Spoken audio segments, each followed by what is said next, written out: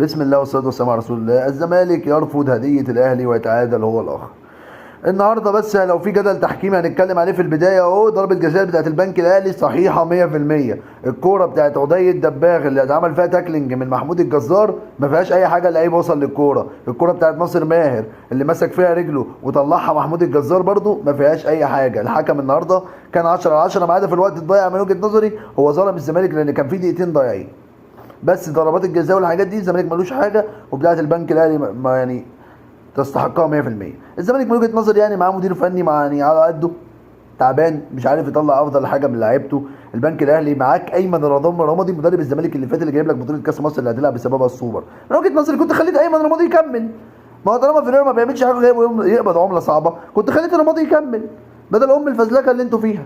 وفي النهايه يعني الزمالك اتعادل ورفض هديه الاهلي. بيراميدز هو المستفاد الاكبر من العته اللي بيحصل للقطبين.